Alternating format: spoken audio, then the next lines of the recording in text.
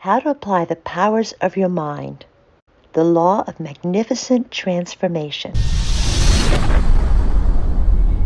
Listen to this message by Dr. Joseph Murphy in his own words.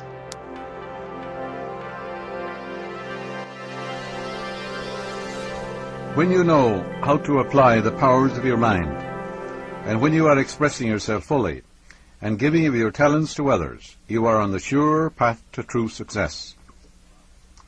If you are about God's business, or any part of it, God by his very nature is for you, so who can be against you? With this understanding, there is no power in heaven or on earth to withhold success from you. You're successful when you're successful in your prayer life, your relationship with people, in your chosen profession, and your communion with things divine. A movie actor told me that he had very little education, but he had a dream as a boy of becoming a successful movie actor. Out in the field, mowing hay, driving the cows home, or even when milking them, he said, I would constantly imagine I saw my name in big lights at a large theater. Here's a man who didn't know anything at all about the laws of mind, yet he was using it. He was using the law. I kept this up, he said, for years, until finally I ran away from home. I got extra jobs in the motion picture field, and the day finally came when I saw my name in great big lights as I did when I was a boy. Then he added, I know the power of sustained imagination to bring success. The Bible puts it this way, call things that be not as though they were, and the unseen become seen.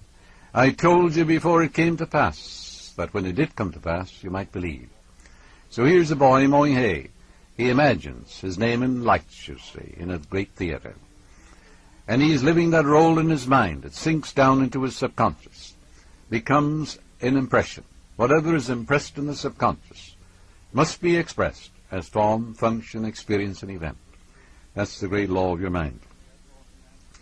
30 years ago, I knew a young pharmacist who was receiving $40 a week plus commission on sales. That was very good salary in those days. After 25 years, he said to me, I will get a pension and retire. I said to this young man, this was in New York, why don't you own your own store? Get out of this place. Raise your sights. Have a dream for your children. Maybe your son wants to be a doctor. Perhaps your daughter desires to be a great musician. Perhaps you would like to go to Europe to study under the great Cortot. His answer was that he had no money. He began to awaken to the fact that whatever he could conceive as true, he could give conception. I explained to him that money is a state, wealth is a state of consciousness, state of mind. Health is a state of mind. You have as much vitality as you've appropriated, much wisdom as you've appropriated, as much peace as you have appropriated. And you have as much wealth as you've established in your subconscious mind, because you must have the mental equivalent of anything you want in this life. A millionaire or a multimillionaire has the exact equivalent of that in his subconscious mind. The first step towards this man's goal was his awakening to the powers of his subconscious mind, which I briefly elaborated on for his benefit. His second step was his realization that if he could succeed in conveying an idea to his subconscious mind, the latter would somehow bring it to pass. He began to imagine that he was in his own store. Imagination is the keyboard to success, you know. The ancient Hebrews called it the workshop of God, because whatever you imagine and feel to be true comes to pass. He mentally arranged the bottles, dispensed prescriptions, and imagined several clerks in the store waiting on customers.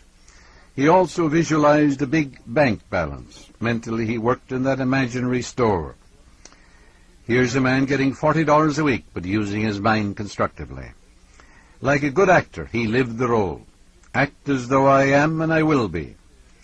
This pharmacist put himself wholeheartedly into the act, living, moving, and acting on the assumption that he owned the store.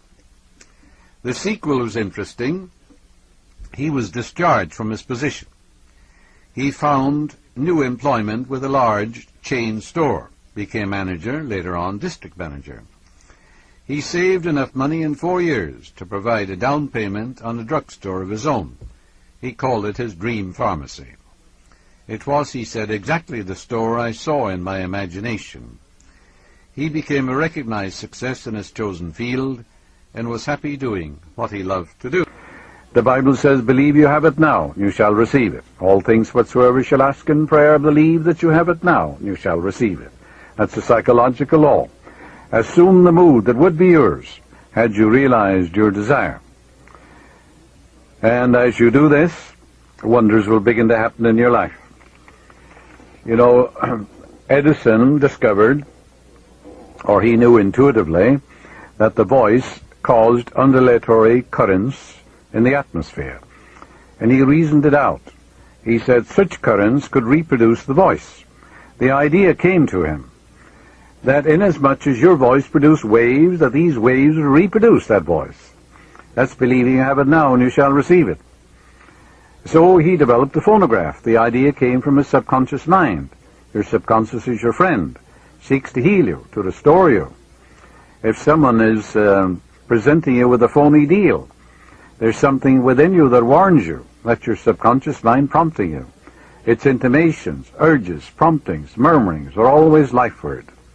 It seeks to heal you if you cut yourself, if you burn yourself. It seeks to reduce the edema, gives you new skin and tissue. If your child is very sick and you're completely exhausted and you think about waking up to give the medicine to your child at 2 or 3 o'clock in the morning, it'll wake you up, no matter how tired you are, exactly at 2 o'clock to minister to your child. Its tendency is always lifeward. Electricity, Edison knew, was produced by friction. Reverse it. Friction, in turn, produces electricity. Edison knew the transformation of forces. He knew that transformation of force, that the force is reversible. Heat produces mechanical motion.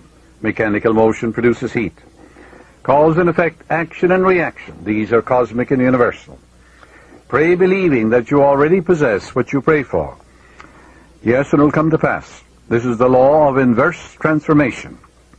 For example, if the sale of your home brought a certain amount of joy, satisfaction, elation into your mental atmosphere, then the feeling that would be yours if you realized it would also produce that. In other words, that feeling or that mental state captured in your imagination and feeling must produce the sale of the home. Because if the sale of the home, actual sale of it, brought a certain joy and satisfaction to you, then reverse it. Capture the feeling, the mood that would be yours if you sold it, by imagining the check in your hand, giving thanks for it, depositing it in the bank, doing the things you would do were your home sold, all in your mind or your imagination, and then that attitude of mind will produce it. Awaken within yourself the feeling that would be yours if you now realize your desire, and that feeling will produce it. A young boy, a Demolay boy, who wanted to go to a certain college, had difficulty, and was rejected. And I said to him, you understand this law of inverse transformation? How would you feel if they accepted you now? You went in to see this man who rejected you and said, well, we've changed our mind. We've looked over your qualifications and you are accepted. He said, I'd feel happy. I'd call up my dad. I'd feel wonderful. Well, I said, as you go to sleep at night, feel that I'm congratulating you on your acceptance and your marvelous success in the college. Imagine you're also talking to your dad and telling him you've been accepted. And you're going in there now in your own mind. And this man is saying, well, you're accepted. It's wonderful. All right, you can capture that feeling, that in your imagination, that inner mood. And he did that, and he was accepted. Yes, the feeling of the answered prayer, if assumed and sustained, must objectify the answer to your prayer. So that's the meaning. If he calleth things that be not as though they were, and the unseen become seen. If a physical fact can produce a psychological state, then that psychological state can produce a physical fact. That's the meaning of all things whatsoever you shall ask in prayer, believing. Believe that you have it now and you shall receive it. How can you believe you have it now? Well, the reality of it is an idea, isn't it? A mental picture in your mind. So you accept the mental picture, dramatize it, feel the reality of it, rejoice in it, believe in the law of growth, knowing that the seed you put on the ground will grow if you nourish it, sustain it, Water it and fertilize it. That's the video for today. Thanks for tuning in. Peace, love, and light.